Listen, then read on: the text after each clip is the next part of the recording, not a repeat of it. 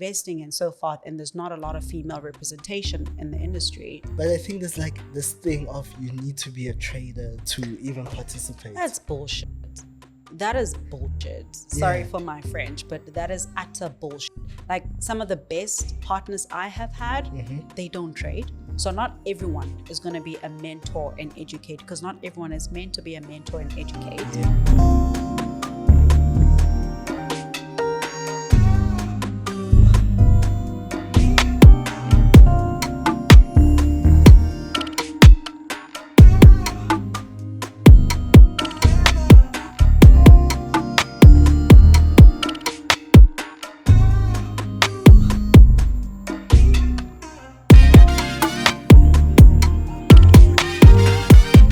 What's up, guys? Nomhle Dlala from Top Trader South Africa, and this is another installment of Market Masters, where I sit down with the most talented and prominent figures in the game. And today I am sitting down with Nomhle Dlala. Yes, sir. Yes, how are you? Good, thanks. How are you doing? I am great. Thank you so much for joining us. Thank you for having me. On our Cape Town tour. Thanks for having me. I'm really excited to get in conversation with you today, because I know is that one thing you kind of just stated was that you're not a trader. Yeah. Yeah, and I think that was like, okay, cool, but you're part of the industry, and I think the knowledge that you had when we shared our call is quite powerful, and I think a lot of people need to hear that. Yeah, but anyways, how's it like in Cape Town? It's nice. I mean, look at the weather. Yeah. Look at the sunset is beautiful. Very, you get like champagne pink sunsets, especially here by the beach. Yeah. So that's nice. No, that's beautiful. Yeah. So let's get into it. You've been in the industry for 11 years. I have. 11 years. Gee, that's quite a long time, eh? Now that I think of it, it is. But this means like 2013. 2013. Yeah. Gee. Wait, what business do you even have at that point in your life to be involved? Let me tell you. I knew nothing about Forex or online trading or finance or anything that has to do with financial markets. I was just looking for a job, honestly speaking. And the first one that landed on my lap, or actually accepted my application, was at the time it was an IB, but they weren't focusing on derivative trading. They were just focusing on investing on shares, educating people on shares and so forth. So part of my role was educating people on what shares are, how they can invest. It was a local here in SA, or was it international? It was a local. Yeah. So that was pretty much how I got introduced in the industry, and I've never looked back ever since. Yeah, amazing industry we're in. I love it, eh? Yeah. I love it. I don't know about you. It took some time. Oh, yeah? I had to grow into it because, like I say, at first, I didn't go in because I did finance or anything like that. I went in because I was looking for a job. But then when I got to see how people were engaging with their personal finances and how they wanted to know more, and also during obviously my research as well, and understanding how, investing in shares or how just macroeconomics and microeconomics and geopolitics affect our personal finances, I was like, okay, cool. I want to like dig and dive deep into this. Yeah. And then afterwards, I think it took me about 3 or 4 years before I really started enjoying it. At first, it was just like, I just need to deliver because I'm trying to get money.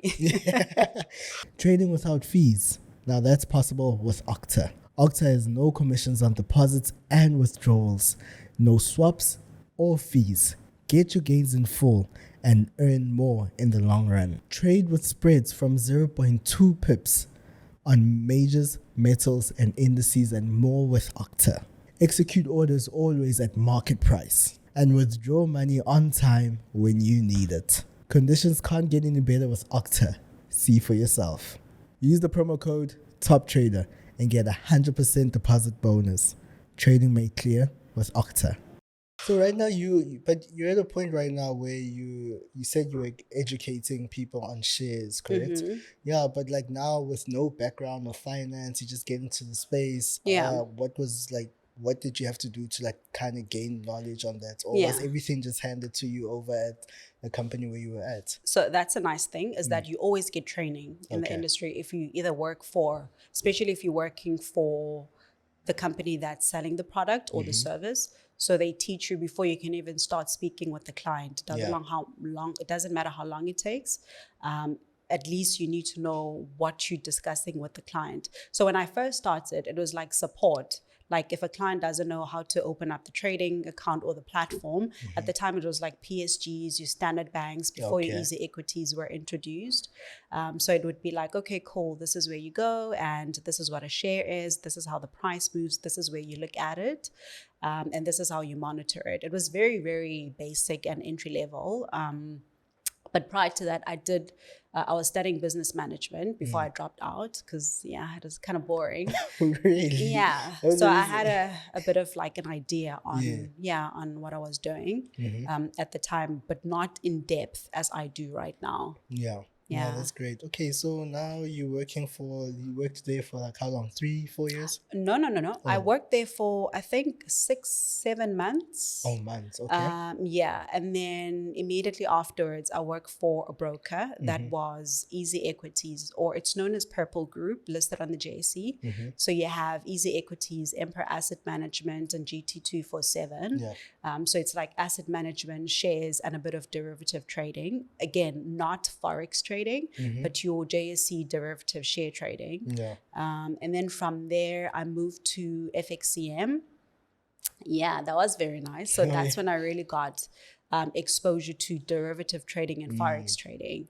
There, the trading was intense. Oh, yeah. Yeah, because you got to look at the markets from someone who knows absolutely nothing, and they teach you until you feel comfortable speaking of the topic. And again, because now I had gradually started learning from the two companies prior to that, at least I had a bit of confidence to speak on the topic as well. Yeah. So yeah, and then from there, I went to Hot Forex, stayed there for 5 years. Yeah, and right now I'm kind of like sort of doing my own thing, but I'm obviously collaborating with other brokers such as your FP Markets, which is what I'm doing right now, and still enjoying it. Yeah. Have you never wanted to trade? It's not that I've never wanted to trade. I've tried, right? I feel like trading has a lot to do with your personal character. Yeah. It's not something that's for everyone. I like to see myself as a group investor. It's not that my money is not active in the markets. It's just that I don't sit and analyze a chart as much as I can probably tell you what's happening on a candlestick, where the open and close is and how the trend is looking like. It's not what I want to do with my personal time. Yeah. So, and because of psychology that comes with trading as well, I think I get bored easily. But it's not boring, though. It's not boring, but I do get bored. Okay. Like, I'm not going to sit and analyze a chart. I mean, you need to plan your trades. You can't just get in a trade. Yeah. I'd rather someone else does it, but as long as I understand what they're doing. Yeah. And then, Yeah. No. But my passion has always been educating the next person on how financial markets works, rather than me actively trading day in, day out in the markets. Yeah. Yeah. That's cool. But have you never considered being oh wait, let me ask it like this. Have you been a mentor, or are you a mentor? No. You're not. Have people come to you asking, hey, teach us? Yes, all the time. Why haven't you like kind of pursued that path? Who said I'm not? Well, I really am invested in education in this industry. We just have different approaches to it. One might title themselves as quote unquote a mentor. Other people just believe in building platforms that will educate. Others believe in collaborating with educational platforms so that you can distribute, because there's nothing new under the sun. It's not like I'm going to reinvent what Forex trading is. All I need to do is just distribute and educate. So there's different ways that I am doing that. It's just that you're not going to see me in your face, saying, come with me. This is how I'm going to blah, blah, blah, blah. Not that there's anything wrong with that. It's just that that's not my preference personally. Because let me tell you a little story on what made me decide that I want to pursue the route that I'm doing right now. There was one time I remember there was a client that came into one of the brokers I was working with, And this was, I think she was like a 19, 20-year-old lady. And she had said, I saw on your website that you guys were having a webinar, and I called in. And when I realized that I'm speaking to another woman, that's when I paid more interest and attention to what this thing is about. Because usually I just hear a lot of guys speaking about trading and investing and so forth, and there's not a lot of female representation in the industry. And for her, that was motivation enough to actually get started. So I was like, great, that's motivation for me, because like I said, at first I didn't really enjoy it. I was doing it because it was my job. But then when I started seeing the amount of people that were coming to me and saying, you know what, I see value in this, thank you so much for helping me with XYZ, I didn't know I had to do XYZ and so forth, that's when I started really paying attention in terms of having to educate the client, and not just the trader, but the partners as well, because this is $1 trillion market. There's no one way to have access to the $1 trillion market. There's different ways. And the way that or the approach that I've used is obviously having to be working with brokerages and also having to educate the client, and being, like I say, a group investor where I get to put my money somewhere and someone else is responsible for distributing or investing it on my behalf. Yeah. All right. No, that's very, that's actually quite crazy, is that there's not many female traders or female participants that come onto the platform. So every time after we have a female participant sit in that seat right there across me, the rise in the female interest actually kind of just, it skyrockets. It does. Heavy. Because I think, like you said, just hearing another woman as well, just kind of speak within the industry, kind of just makes, because it's a male-dominated industry. It's a predominantly white-dominated industry, male white-dominated, But I feel like the black male are also... In South Africa, yes. The rest of the world, it's tricky.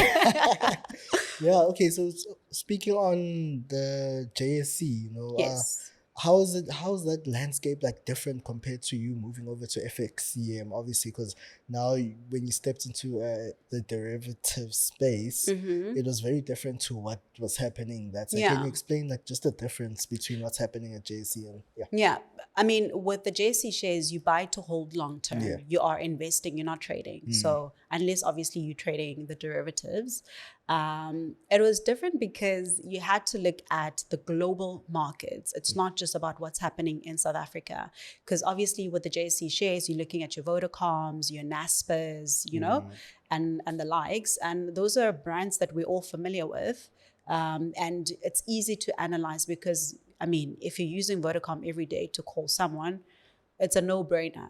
If you want to buy shares within that industry or that sector, that you would probably go for it. And that was pretty much what was taught back in the day, is that if you're going to be grocery shopping, check what the brands are. And if you know that it's performing well, why not invest in it? And then you move to derivatives, which is Forex, which is a global market, which involves geopolitics. So you need to look at what's happening in Europe, what's happening in America, in China, in everywhere around the world. So now it's not just looking at South Africa and just individual stocks. It's about looking at what's happening with the NASDAQ, what's happening with, US 30 and all the other instruments that are available globally, and understanding that dynamic. It took a while, I won't lie, for me to grasp, to say, okay, cool, but why are we using leverage? Why are you not just putting $1, and then why must it be $1 is equivalent to 500 and whatnot? And, it did take a while. I think a while is relative, about 3 months. Yeah, it took about that amount of time for me to really grasp the idea and understand that, okay, cool, this is what's happening right now. Because again, it's not entirely foreign. It's still financial markets. It more or less moves up, down, or sideways. That is just a basic that not everyone, but you would understand if you were in the industry. But once I moved from share investing and into the derivative Forex or the Forex brokerage industry, it just opened up my eyes to an entirely new ball game. It was an entirely different ball game. Having to understand if Donald Trump tweets, he could potentially move the price of the dollar by, a huge amount of basis points, and understanding that if, however, he's president, this is how investors would gravitate towards the dollar. So then it got to open my eyes to say, okay, cool, I understand politics. I mean, South Africa is a very politically inclined country. I don't think it's something foreign to us. You do understand that if you have a good leader in place, these are the results. So it was just a matter of, okay, cool, I understand what's happening locally. Now let me try and apply it on an international scale. But you have to constantly, and it was a great thing that you get support from the brokers, because you don't just go out there and just speak like thumbs-like information. They educate you, they teach you on each and every single thing that you need to know, that the client would probably want to know as well. So that helped quite a lot for me to sort of like have like a smooth sailing after 3 months to be confident to speak about the topic. Yeah. No, that's beautiful. Yeah. So you find yourself at FXCM right now, an international broker. How do you even get a gig like that moving from, or was it because you were already in the space? That's how you got the gig? Yeah, I think it's because I was already in the space. Okay. A friend of mine actually had applied for the job. And immediately when he got there, he's like, yo, listen, they're still hiring. Are you keen? I'm like, yeah, why not? They're going to double my money. Count me in. I don't work for free. I work for money. Of course. So, who's trying to work for free then? Yeah. And that's one of the reasons I'm in this industry. It's because it's results driven. So when that opportunity came, I was like, just say no more. Just let me know when I need to be there and I'll be there.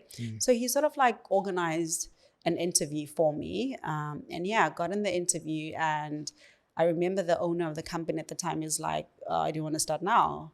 It's like, okay, cool. Let me start tomorrow. Yeah. So. Yeah, that's good. Because my next question I was going to ask you is that how do you actually get into the industry, or how do you get a job at an international broker? Because I know there's been like an interest from quite a number of people, always curious. But now I don't even know how, should I even ask you that? Please do, because I would love for a lot of people to actually start working in the industry. Because right now what we're having is like scarcity in staff.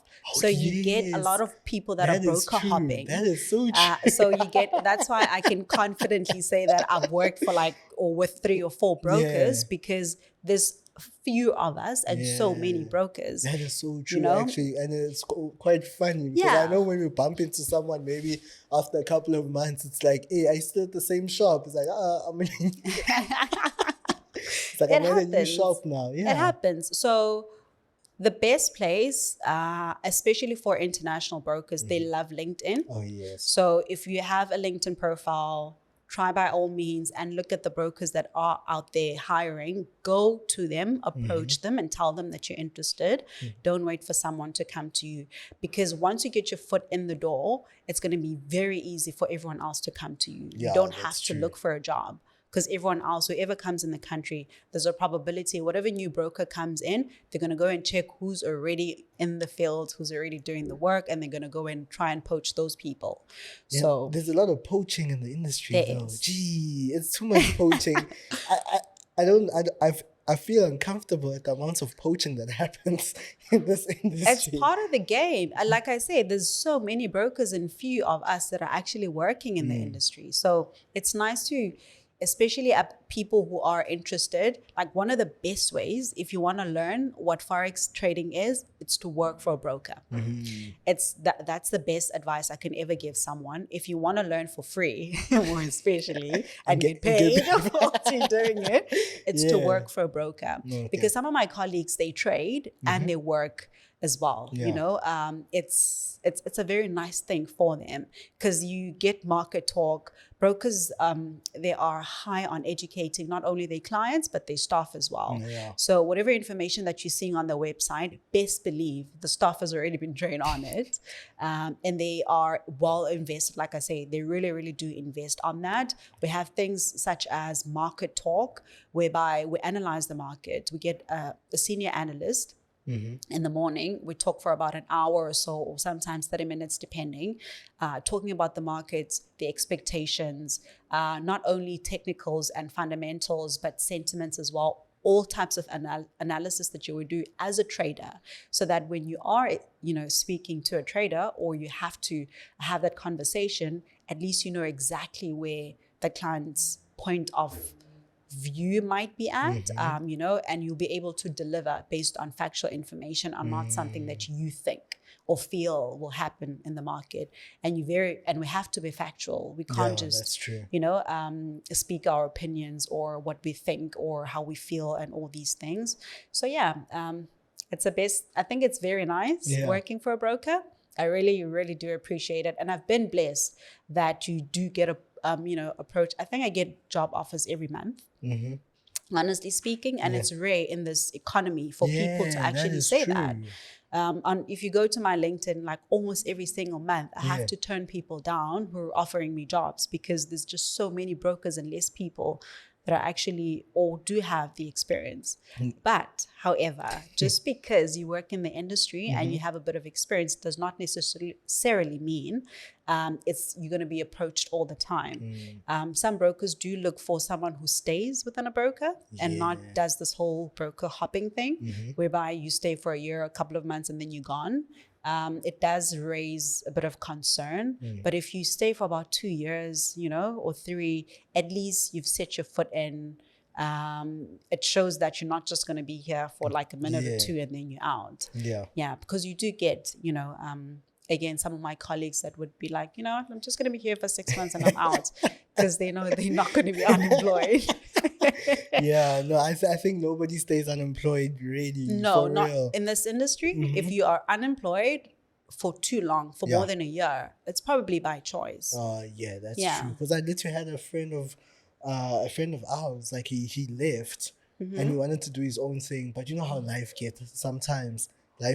So he just went back, and he just got back into the industry, and it was fast. Like, it was just an offer waiting for him there. I took a break for 6 months. And I was like, I'm going to chill by the coast. You can do that. I'm not advising. And still come back, and there's still opportunities waiting for you. Because it's not like the industry changes. Yes, it develops and you grow with it, but it's still $1 trillion market. The demand to trade is still there. It always will be. As long as humans are alive. I'd like to believe so. So let's talk about a broker right now. You've worked behind the scenes. You've seen stuff. So how does a broker actually work? So a broker gives you the platform to trade. It gets prices from liquidity providers, and then it pushes those prices onto the platform. Remember back in the day, I don't know if you might be aware that there were only institutional traders. So you didn't get retail traders. So now brokers are pretty much availing the platform to retail traders. And they're saying that, I'm going to make an example of a bank, to say, if you wanted to send money from one friend who's in, let's say, Johannesburg, and you're here, you're not going to put it in a postcard or post it to that person. You can just make the transfer via a bank electronically, and then the money is reflecting on the other side. Same as when you're trading. What we facilitate as the broker is that we give you the platform and the prices, the live pricing, for you to execute where we're getting the prices from. And pretty much you put your money in there and say, okay, cool, this is the price of oil, and I want to buy or sell. And then you just use the brokerage's platform to either buy or sell the instruments that you want. Okay. And then obviously on the staffing side, or rather like the setup, like how is a typical broker set up? Because I know there's different positions in brokers. Obviously I know it's like a corporate company, but I think obviously it becomes a little bit different in the trading industry, just a little bit different. I wouldn't say different. It's like any other company. You get your operations, you get different departments, and then you get the risk department, and then you get the trading desk, and then you get the sales team, and so forth. It's like any other corporate. The only difference is that we offer a platform where people are constantly engaging with the markets. So I wouldn't say it's different to a bank or any other financial services provider. The back end, it operates like any other business. Yeah. Okay, no, that's cool. So coming to what you do now, what you've been doing as well. I know you've been. Have you been doing business development the whole time? Sales and business development, and which is pretty much It sounds like same. it's the same thing. Yeah, it's the same. Yeah. It depends, obviously, who you're working with at the time. Okay. Business development requires you hunting your own business or developing your own business and not relying on the company's business or leads, shortly put. But in sales, you working with the company's leads. So whoever comes up, registers on the platform, you support those guys in sales and obviously try and make sure that they stay with you. If you're with that broker. In business development, that's where you work with partners. So partners are the IBs or affiliates that go out there and educate clients, and then they refer them to the brokerage. So those are the guys that you'll be working with in business development. Yeah. Yeah, working with partners. Partners can be problematic, right? Sometimes. It's a love-hate relationship. Not entirely. Yeah, I won't lie and say all partners are problematic. I mean, we all know the controversy around the industry of people being scammed by partners and so forth, but not all partners do that. I've worked with the most amazing people. Till this day, I still have relationships with those people because they're trying to achieve something. They have a passion for the industry. They have a passion for education as well. And they also want to try, and because we understand how South Africa's economy is, I mean, you can't just rely on one income, unfortunately, as any other person. And if you can do it with the markets, why not? So some partners have seen an opportunity to say that, okay, cool, I'm going to educate you. And some of them are coming from institutional trading, like one of, I don't know if I can say his name. It's up to you. Okay, I'll tell you. His name is Johan. He's based in Pretoria, a very old man. He used to be, not too old, but he used to be an institutional trader for big banks. And he retired and started trading for himself. And then obviously, well, this is a story, then he started being bored because like, okay, cool, I'm in the house all the time. I'm looking at the markets and the charts all the time. How do I now share this information? Because he loves interacting and educating. He started educating people around the platform. We used to have clients coming in and calling and say, hey, we heard there's a guy by the name of Johan and blah, blah, blah, blah. Can you give me his number? Yeah. You know, because he was doing such an amazing job in terms of delivering education to the client. And his clients were so satisfied to a point that they would refer one another, you know, and then you do get those partners that are just taking chances. Maybe someone goes to babypips.com, copy paste, and then they just read verbatimly and call themselves whatever they call themselves. So you do get those. Yeah, it's some bad apples. Yeah, what are some of the things, especially with working with partners, some of the things that have shocked you over time? Like one thing you can probably mention that has shocked you, where you just sit there, you're like, no, but that guy was really taking chances, eh? It's, where do I even start? For the past 11 years, oh my goodness. I think one that is coming like at the top of my head right now is a partner threatening to kill themselves because they took someone's money and traded it in the markets and lost the money. And now they were scared and so they were threatening that if you guys at least please reimburse me, blah, blah, blah. We're like, but we can't. You lost the money in the market. Yeah. We're not responsible for that. You know, you get those things. And then you get, I mean, it's commonly those where you get clients coming in and saying, he ran away with my money. I gave him this amount of money and he's nowhere to be found. We get those quite a lot. And it's frustrating, I won't lie, because it makes it look as though what we're offering is a dream and it's not a reality. That's true. So that kind of puts like a lot of pressure on us to sort of like when we do get clients from those kind of partners, because then we have to go back again and educate the client that, okay, cool, we do understand you've been sold a dream. However, this is another approach that you can use. And then we have to educate the client from scratch, of which we don't mind. But as a broker, obviously what you're trying to do is get volumes in. So if you're spending a lot of time in training from X, Y to Z and, all sorts of different analysis, not that that information is not readily available for free, but some clients would want you to hold their hand like the partner did and tell me when to buy, tell me when to sell, and we educate them. We can't do that. So it does make our jobs, because of that, it does make our jobs a bit interesting. Yeah. No, that's good. That's quite true. So, sorry, I'm just trying. Yes. So 11 years in the game, like you've mentioned. Yeah. Obviously dealing with partners, there has been, I'd like to believe there's been several shifts over the years compared to the early days. And then now, like, can we talk about those shifts? What have you kind of observed in the partner market, if I can put it like that, as to what has changed over time? Okay. So I'd say, let me not say all the way 11 years ago. Yes. I'll probably recap and say about 5. Okay. Because prior to that, remember, online trading wasn't so popular in the country, or even let's say 7 years ago, because that's when a lot of partners started being aggressive in terms of promoting themselves. So the conversation has definitely been changing throughout the years, not only with the partners, but with the client as well. The partners that we're getting in this day and age, it's people that will tell you, hey, I have large volumes of people that I want to push to your platform. How much are you going to give me for it? And they were like, nothing. They want us to pay them, for referring clients. I mean, there's a structure in place. So how a broker would make money is through the commission, or it's through the spread, right? So that's the split that the broker would share with the partner. And that's where we make our money, So if someone comes and says, I have 3,000 clients on my platform, pay me X amount as a retainer, and there's no guarantee or whatsoever that the client is going to trade, that means that we're not making money from the commission or spread.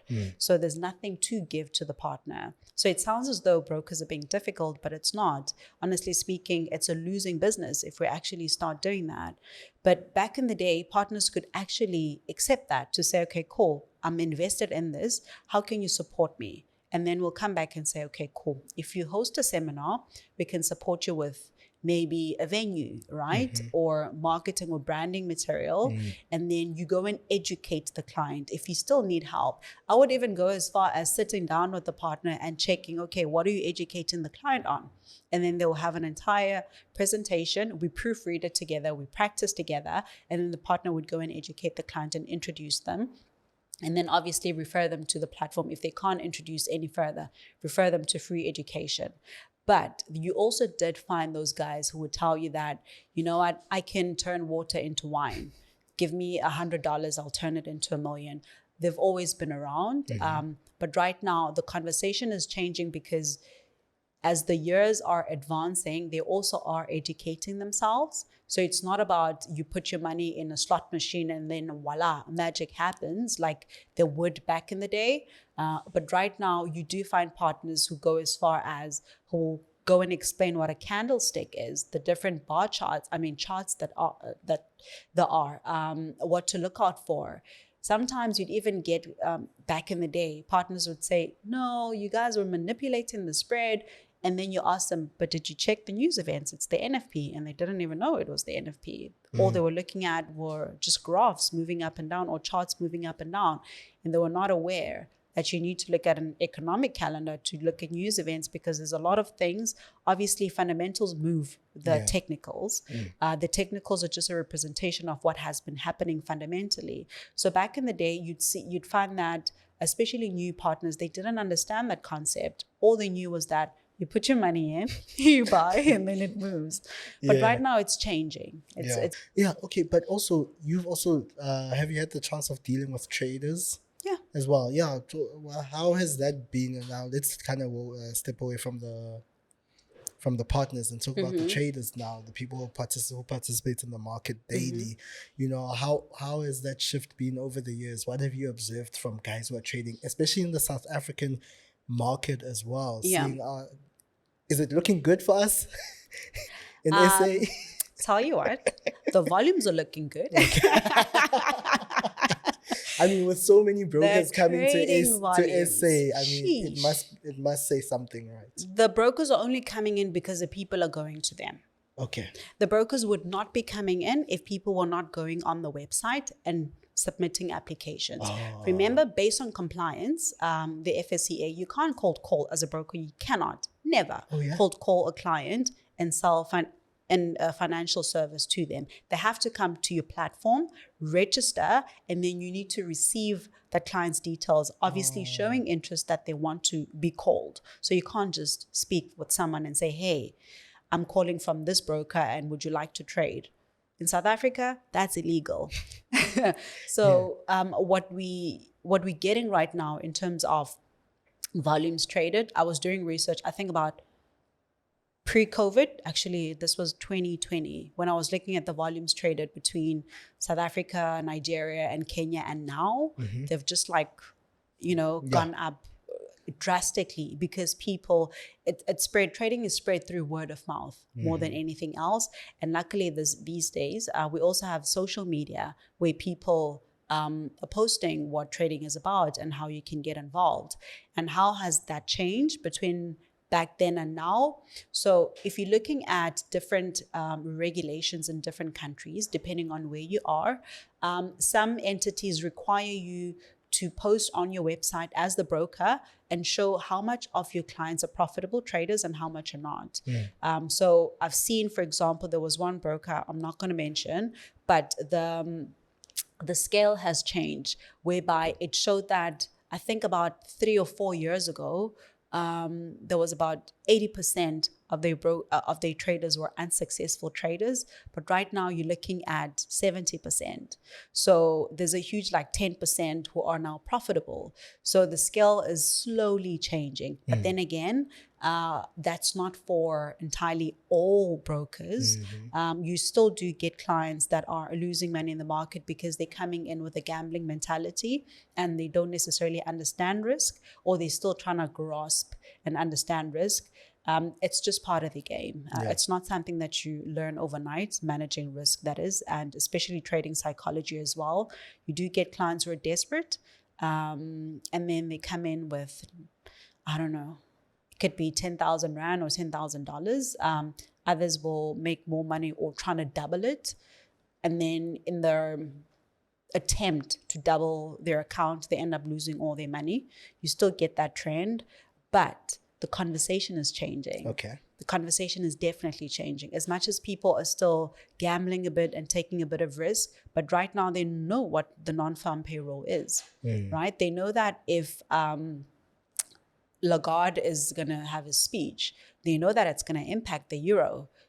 Back in the day, they didn't know these things. We had to tell the client and get back to them and tell them that, listen, these are the news that are coming out this week, and this is what you have to look out for. And because you're trading these instruments, these are the other instruments that might be affected, like your gold and so forth. But right now, you don't necessarily have to have that conversation with the client. All you need to try and educate them on is how to manage their risk and how to be psychologically ready as well. And also, back in the day, people wanted to trade themselves. Right now, we have social trading. So you don't have to give your money to a mentor to trade for you. What you can do is you ask them, do you have a trading account? And then if you do have a trading account and you are as good as you say you are, I'll follow your trades, but you keep your money in your own trading account. You don't have to give it to anyone because that's illegal, again, in South Africa. If you don't have a license to trade for someone else, they can go and report you to the ombudsman, and that's why you have these cases of fraud and and the FSCA debarring people and doing these investigations because you're not supposed to trade on behalf of someone else.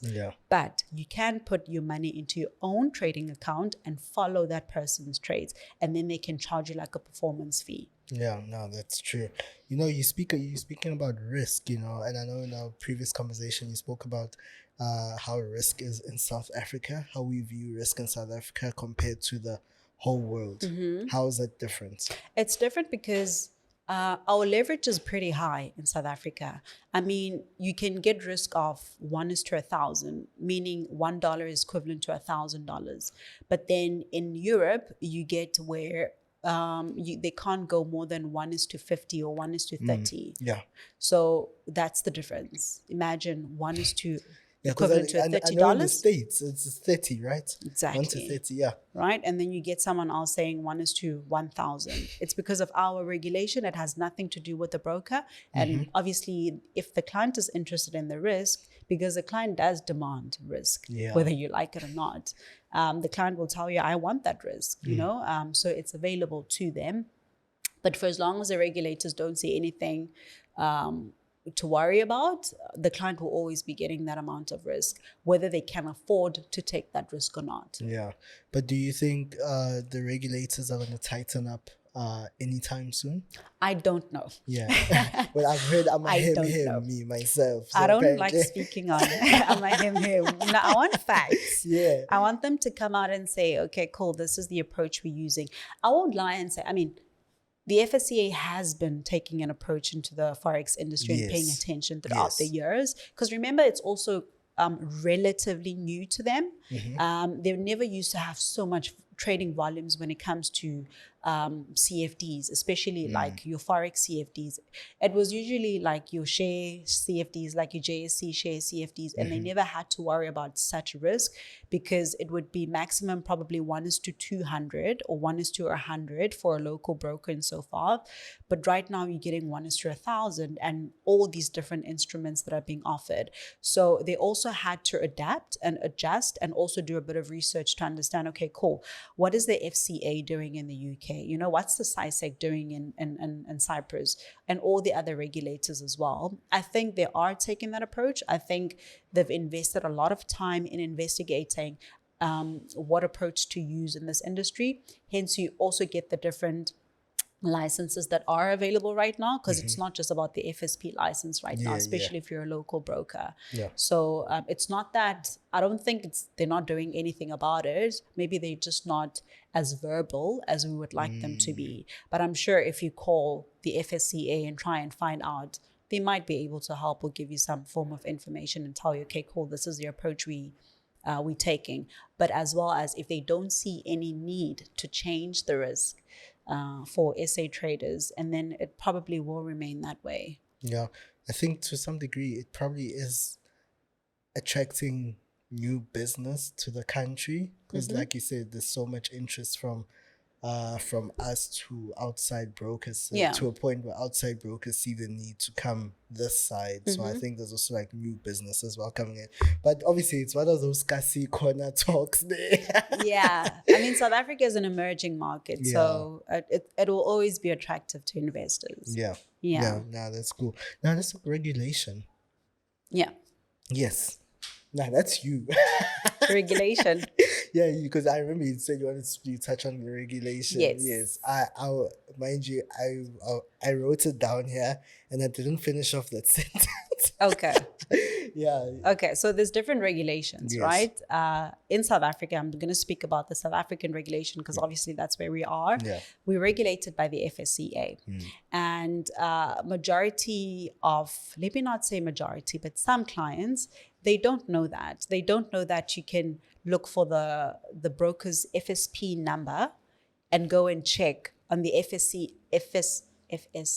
They change it. Oh my goodness. The FSCA's website, previously known as FSB, I think. You can go and check out if a broker is regulated or not. I had a client, I think 2 weeks ago that I was speaking with who got defrauded, I think 15,000 rands from an international broker who pretended to be another broker. But when it came to funding, they said, okay, cool, fund here.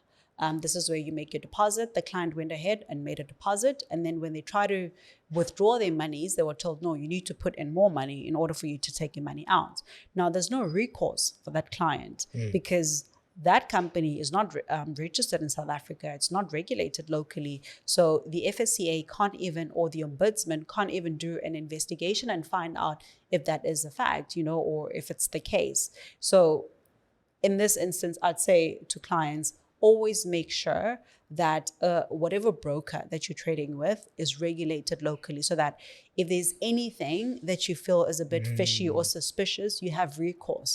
You know, you have someone to run to. And that's why we have regulators or regulation. It's so that you know that the client is not being effed over, right? It's protected, and it has someone to go to, like a big brother to go to should they not be happy with whatever they feel is happening with their FSP at the time. Okay, what do you think people should know who are interested in becoming partners? Because I think a lot of people out there see a lot of IBs, mainly known as IBs or affiliates as well. They see these guys, a lot of us know they're making money from brokers via the link in bios, all of that. But what if there's somebody at home right now who's watching right now and they're very interested, like, hey, actually, I would like to be a partner for a broker? Because obviously the way you spoke about partners is just like, it's interesting and intriguing. It's just like, hey, what do I need? What do I need to know? Okay, so if you know how to sell Tupperware or Avon, and you've got them now, it's over. And then you know how to sell Forex. That's all you need to know. Because it's not, you don't need to know how to trade in order for you to be a partner. There's a lot of resources readily available for partners from the broker, right? You get an account manager, a dedicated account manager to assist you as a partner to grow and scale. So the account manager will go and look at trends in the market to say, okay, cool, this is what is happening in the industry right now.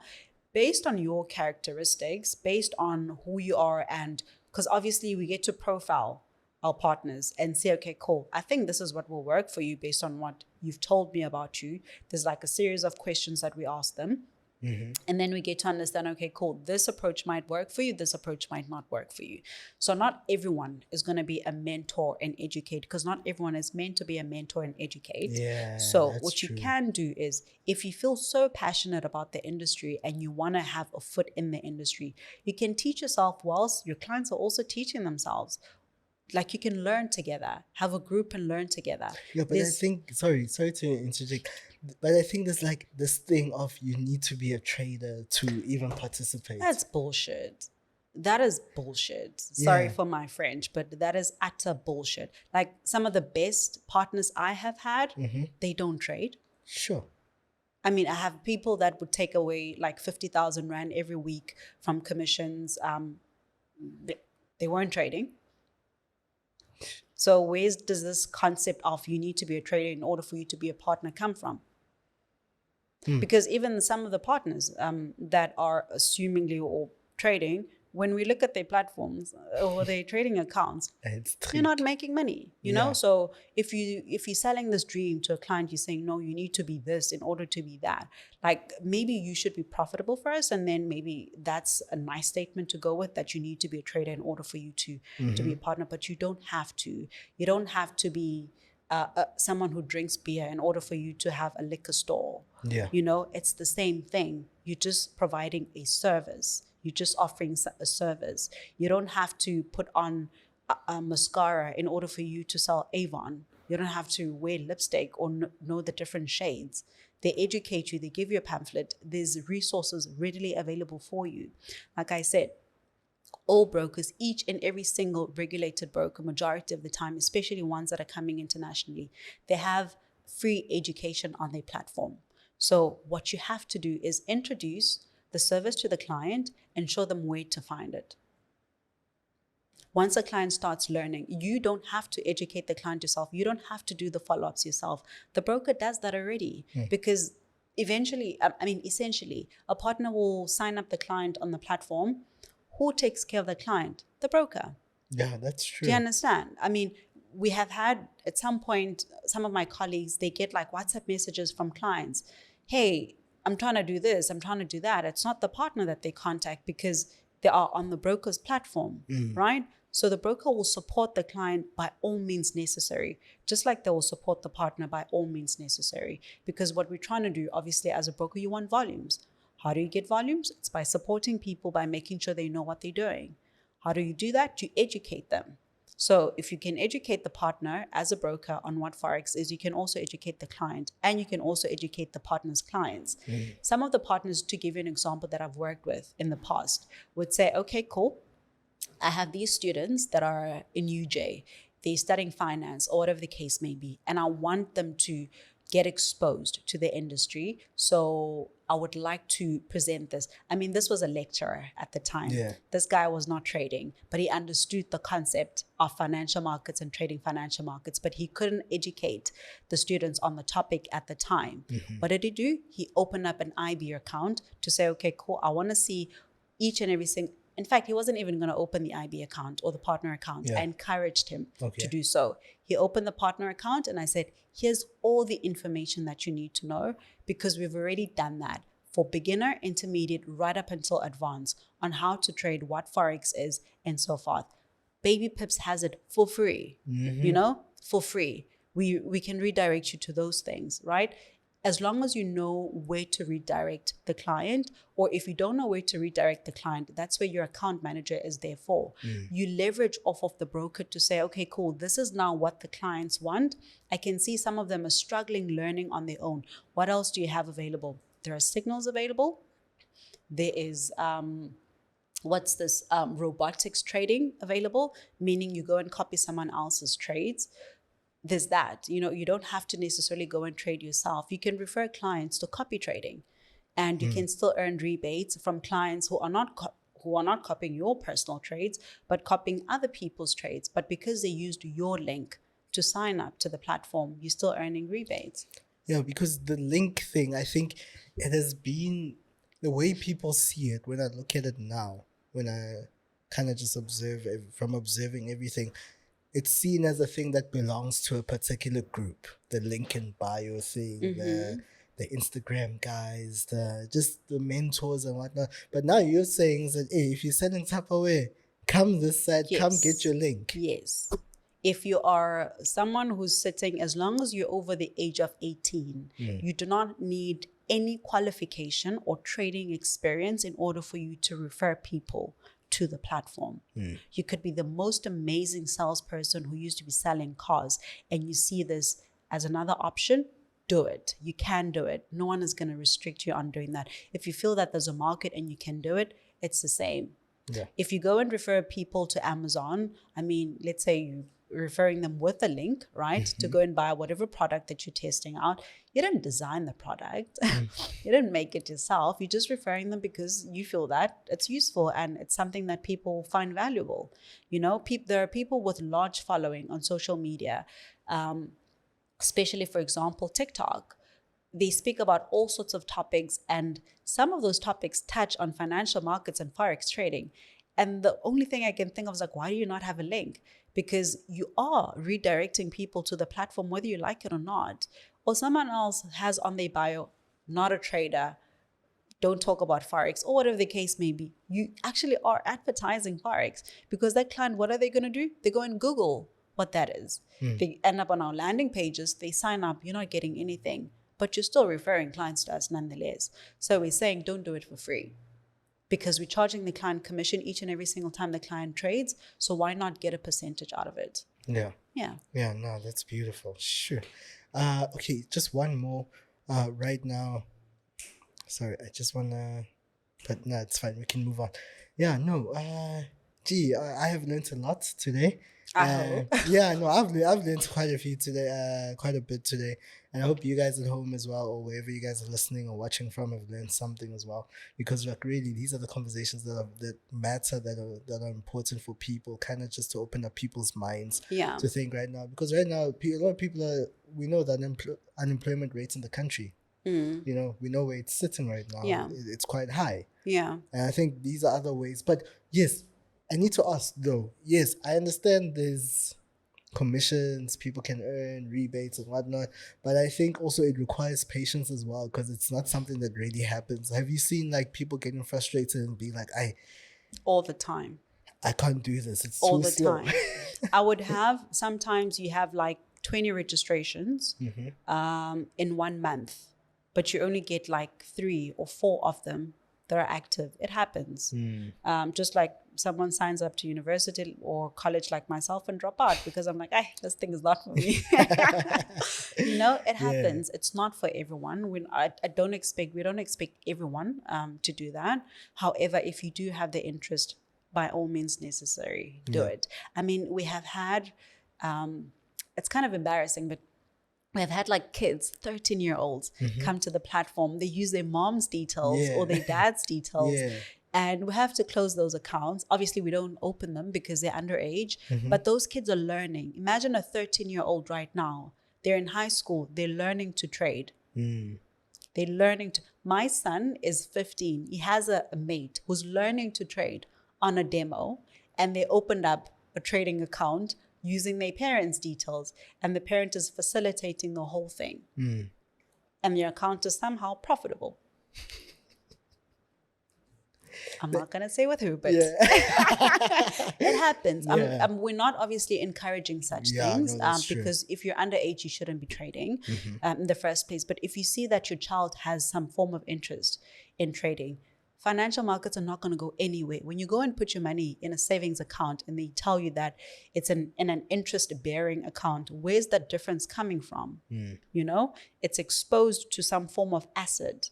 And that asset moves. And when that asset moves and gives you profit, that's where that interest comes from. It's the same as when you're trading Forex or you're trading any other instrument, you're exposing your money to an asset, right? But this time around, you're not letting someone else do it, you're doing it yourself. So if a 13-year-old is learning to expose their personal finances into different assets based on the world economic events that are happening right now, I think that child has a better chances of managing their finances at 20, than someone who has absolutely no idea on what Forex is or what financial markets is. Because right now we've got the US elections coming up, right? We've got Trump, we've got Biden, and all the other elections that are happening worldwide. It's not just the US, it's globally. We have Russia right now, Putin just won again, right? And that does affect a lot of things. We have wars happening. It pushes the price of gold, the price of oil. You can't control that. That's always going to be happening. But now the question is, what are you doing about it? Because whether you like it or not, your money is exposed to the market. Whether you like it or not, you will be paying interest on certain things. But now, are you allowing your money to also work for you? Or are you just going along with everyone else and just see how the government treats it? Because when interest rates rises, you will be affected by it. Right now, with the wars that are going on, there's a lot of trade sanctions that are happening whereby right now there's conspiracy or rumors of banning TikTok, from the US. That's just America throwing their weight around China, right? You can do something about that. If you say, okay, cool. I mean, TikTok is not listed or anything like that, but imagine if it was listed and such things come out, such sanctions come out. That's an opportunity for you to make money. Right now, we've got your Donald Trump, who's leading at least last time I checked, he's leading the polls in the US right now. That will impact should he be successful, if he wins. Yeah, but I think a lot of people want Trump back. Of course, Americans love Trump. But whether even they want to admit it or not. Even for the markets, Yes. I mean, brokers love Trump. He gets things moving, right? He really does. So when things move, you can capitalize on that, whether it's going up or down, and that's the beauty of the markets. You can capitalize on the way up, and you can capitalize on the way down. It's just about understanding and how you can do that. Yeah. No, sure. No, thank you for the beautiful conversation we've had today. Thank you, Nqobile, for having me. Appreciate it. No, it's a pleasure. I will definitely leave all your details down below on screen as well. If people want to reach out to you, cool. I think there will be quite an influx of people coming through to your side. No, for real. No, but thank you so much. Thank you. Miss Dlala. Yes. Thank you. Yeah, no, thank you so much for coming through, and more blessings on your journey moving forward. You too. Hopefully to see you guys grow. Love what you're doing. Appreciate what you guys are doing. 100K subscribers. Yeah. Yeah. Let's target 1 million. Yeah. Yeah. Let's get to 100 first, and then we'll get to and the tour rest. Africa, right? Yeah, tour Africa. Cool. 100%. Perfect. Go to Nigeria and Kenya next. That's a huge market as well. Oh, yes. 100%. I've heard. Yeah, that's where we're actually trying to go. Yeah. Ask Octa to take you there. Octa, you heard, right? Yeah. All right, no, thank you. Cool. Thank you. All right, thank you guys so much for watching. This was another episode of Market Masters with myself, Nqobile Tembane. I will see you guys on the next episode. And we out. Again. All right, thank you guys so much for watching. This was an episode with myself, Nqobile Tembane of Market Masters, where I sit down with the most prominent and talented individuals in the game, and I will see you guys same time, same place next week. Tuesday, stop loss hit. Wednesday, stop loss hit. Thursday, stop loss hit. Friday, someone's walking through there with checkers bags. My mother, colored mother, just know shit's about to go down. The industry already has such a bad name, all right?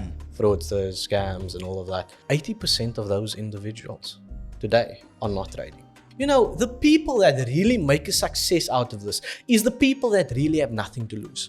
You must look at that chart every single day, and your decision that you're going to make there will determine if the bills are going to be paid or you're going to have food on the table tonight or not. To hell with you. I make money from courses. It's a business, mate. I've never really heard of a client that is successful from signals.